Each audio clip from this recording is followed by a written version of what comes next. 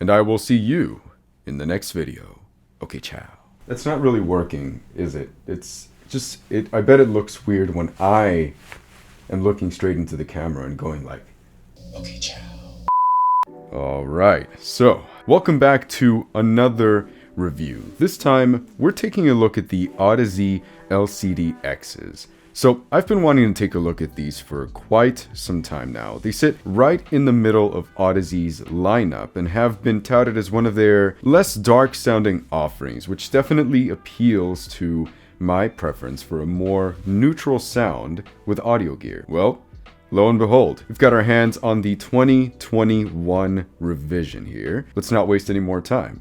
Let's get right into it. So I did manage to get these pre-owned off of someone, but these are the creator package version of the LCD-Xs. So these will come with the beautiful Pelican case, the warranty and manual cards, and the dual 3-pin to 4th inch Audeze braided cable. Not a crazy number of things, but what's there is absolutely solid and premium quality. Now, speaking of that build quality, right off the bat, you'll notice these things are incredibly built. They are robust. They are very capable of handling a little bit of roughness, you know, a little bit of a rougitude. Other than the pads and bungee strap right up top here, it's all metal. From the upper part of the headband to the yokes to the cups themselves, right down to the grills, it's metal. Now the pads and the bungee strap themselves are a very soft and comfortable leather material. You can even opt for the vegan leather online if you're down for that. And the cable itself is actually a pretty decent length too. You won't be running these in a living room setup, but it's good enough for a medium to large size desktop setup. If, I've got the average arm-wing. I've got the average wingspan of a 5'8" male. And this pretty much goes right across like that. No more, no less. That's exactly what it is. Now, despite the fact that it is a glossy black plastic, it's actually very malleable, and I've yet to feel any sort of discomfort with it thus far. I was pretty impressed. It's definitely one of the better plastic cables that I've ever felt. Now let's go ahead and talk about the comfort of these. I just said they're built pretty much entirely of metal, right? So they're obviously going to be on the heavy side of things. They're one of the heavier headphones on the market right now. They're actually the heaviest headphone I've used up until now. Now, despite that, they're actually really good at distributing the weight on these so they don't feel all that heavy on your head. Really, I was shocked. Now, as for the clamp force, they do clamp a bit harder on the sides, but given the fact that these are actually, heavier than your average headphone, I actually really appreciate that. It means they don't slip off so easily. Though, as you'd expect, you still can't walk around with these, bend over, and look around all that much. They're definitely going to slide off. I have actually found them to be a bit more comfortable if you wear them with a hat on. They tend to grip onto your head a little better that way, especially if you don't have a buzz cut. If you've got some hair slides, yeah, wear a hat. I think it's going to really improve your experience. Now let's discuss some amplification here. So you do get the option to run these with a balance cable if you order them that way, or buy an aftermarket cable from someone like Apos Audio. Though I wouldn't really say it's necessary. With an impedance of only 20 ohms and a sensitivity level of 103 decibels per milliwatt, they're actually very easy to run. On the THX AAA 789 desktop amplifier, I ran these at about 11 o'clock on gain 1 in single-ended.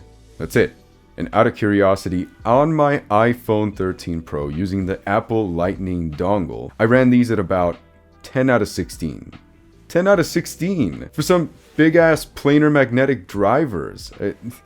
Truth be told, they offered around 90% of the capabilities as opposed to a desktop amplifier, a dedicated DAC amp. So in truth, you really don't need, some ultra high-end amplifier for these. And while they're still very enjoyable running them off of a mobile, simple dongle setup, I would absolutely spend on at least a, $150 DAC amp combo out there out of respect for these to unlock their full potential. Bass will sound a lot fuller and deeper, and clarity will improve as well. So, without further ado, let's jump into the sound portion. Now once again, before we begin, I have performed this test using stock frequencies on single-ended mode. No EQ will be used for the duration of this review whatsoever. Now, let's jump right in. Bass. Now, people have described the sound of the Audeze LCD-Xs as having this like thick wall of bass before. You know what?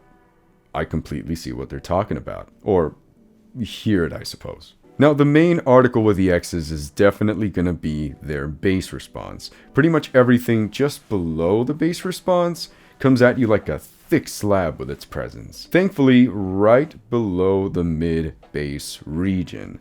That means these headphones can be a bit warmer than neutral, but it's not really blown out of proportions either. I'll bring up one of my star examples here, the Hammer by Dethklok. Again, the combination of low guitars and the bass guitar and the particular notes they tend to play throughout most of the track makes this come out a little warmer than average. It's those specific notes, the resonance they have, and the fact that you have two deep sounding instruments playing that creates this very thick hum, warm sound to those notes being played. With the X's, that's pretty much exactly what you hear, pretty much. Meaning these sit on the relatively neutral side of things, around the 120 to 180 Hz range. As for everything below this, you can definitely tell that the frequency response of these headphones just doesn't roll off so easily. In Get Lucky by Daft Punk, the bass guitar has plenty of growl and texture. While it definitely stands out with a very full timbre to it, it definitely won't overstep, and it doesn't try playing over the instruments either. Even at the 15-second mark, where it does the drop, it never wanes. It never loses girth either. Even later at the 4:57 mark, where it's Pharrell singing and the kick drum and the clapping laying out the rhythm, the kick drums are very, very full and impactful. They do stand out slightly as the main article, but I mean that's the entire point of the segment. So chef's kiss for that. Very well executed. Electronic bass is just off the hook with these. Pretty much all of it is there. There's little to no roll off, and whatever is present is very audible, very, very tangible, easy to discern. You don't have to really pay attention for that low note. It's there. It just hits you like a wall, just hits you to the point where it's in line with the rest of the mids and highs, but it doesn't overstep to where you just can't hear any detail. In Night Call by Kavinsky, yes, the Sigma male meme track, the low end is just right in front of you, holding back none of the details either. All the aesthetic crackles and distortion and are very present and ethereal. Very, very tangible. Now in some genres like jazz that are more acoustic though, I find that it can sometimes overstep just a wee little bit in front of the rest of the instruments. Which leads us to mids. So the amount of detail they present in the mids is also quite impressive.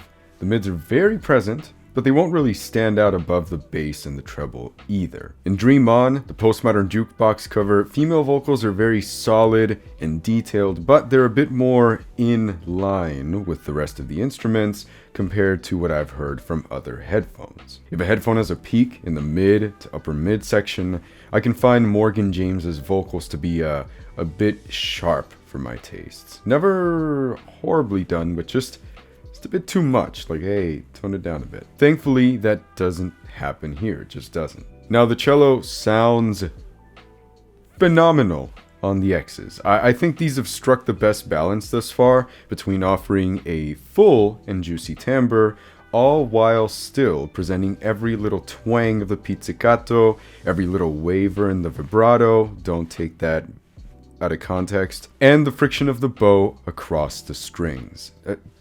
Damn, that's all I have to say about it. Just damn.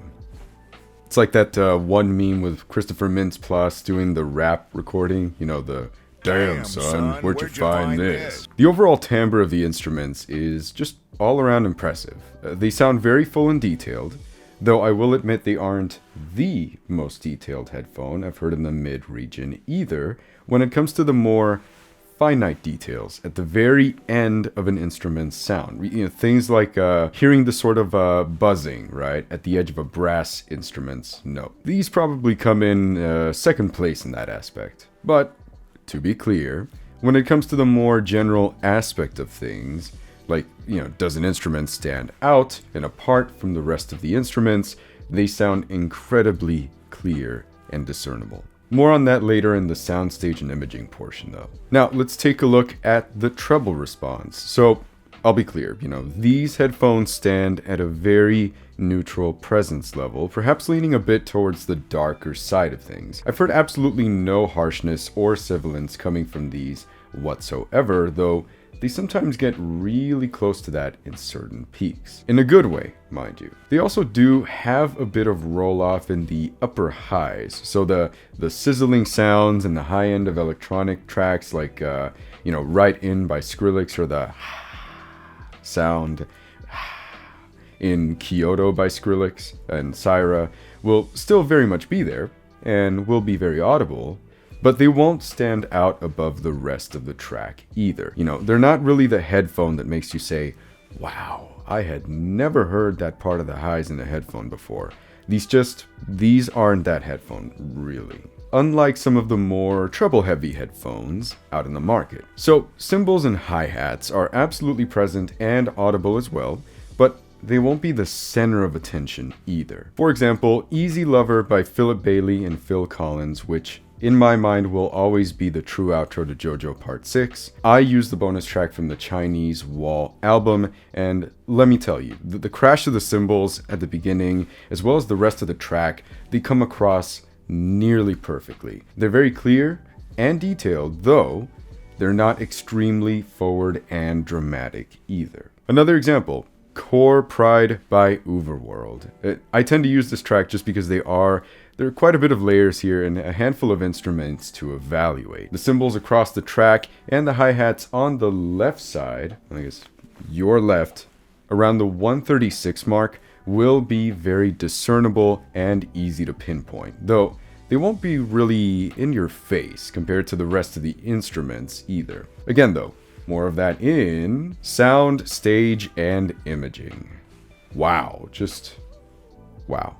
These things are wide sounding. They're easily the widest sounding headphones I've ever heard. Slightly wider than the HD 800 even. It's no surprise considering the sheer size of these things. I mean, these are some magnum drivers and wide ear pads. And with that comes the ability to fill this massive space with so much detail and separation. Now, the imaging capabilities on these are absolutely stellar. Listening to tracks like Tank by Seatbelts or even Dream On by Postmodern Jukebox it's unreal. Being able to not just tell what side a sound is at, but how close or far it is to you, and in comparison to other instruments as well in the track, it's on a whole nother level from what I consider to be, great. Now, of course, I'll be doing a comparison of these to the HD 800s, which I have back here, in a follow-up comparison,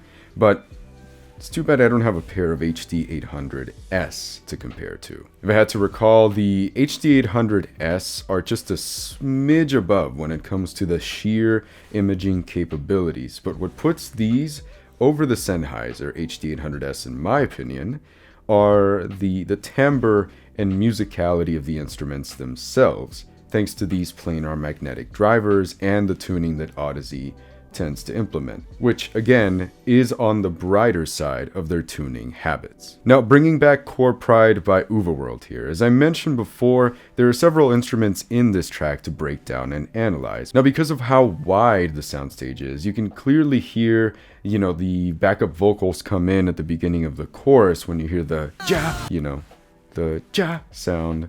I can't do it without sounding cringe. The ja. They're on a different platform closer to you than the main vocals. Now the drums just rush all over the stage, going from right to left to right, over and over again, and it's so easy to tell how close or how far it is to you, not just if it's on the left side or the right side. The guitar strumming, followed by, you know, brief pauses, right? You know, going from far left to far right, to closer left to closer right, to perfectly center, can easily be heard and pinpointed. The acoustic and electric guitars during the solo of this track is such, like, so perfect. It's so perfect. I mean, you can hear the acoustic guitars near your bottom left and right, and then you can hear the electric guitar deadpan center, just right in the middle, doing its thing, like right here, where the acoustic guitars are like down here. I mean, I've got so many other examples, but the fact of the matter is, these are just amazing in that category. Undoubtedly. Now let's jump into some notes and observations here. Now as for EQ, there's really not a lot to be done to these. I would try adding a bass shelf to the area below like 40 Hz by just 2 to 3 gain values if you really want that extra rumble, you know.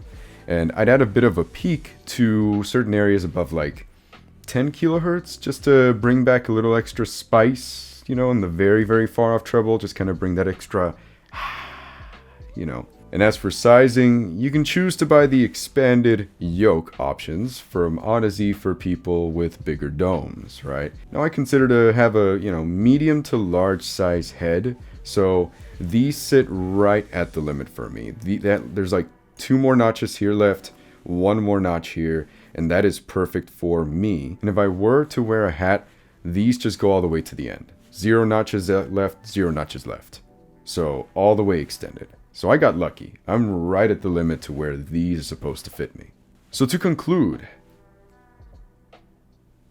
good lord, I wasn't expecting to like these as much as I do. I had heard other reviews saying that these tend to be on the warmer and darker side of things, which tend to not be my cup of tea, but holy damn do these sound amazing. I'd say the only type of listeners who should stay away from these are those who want a very mid-focused experience, pushing back bass and treble to enjoy that, or people who are really into the highs and really want that extra spice present in their tracks. You know, the Bayer fans. Those are the people that should maybe stay away from these. And of course, those who simply just do not tolerate heavier headphones under any circumstances. Again, these manage to grip onto my head really well, despite the fact that they are a heavier headphone, and they do stay on much better than the HD800 and 800S, but your mileage will vary. Anyway, that's going to do it for me today. Stay tuned for the comparison of the HD600, my reference headphone, to these,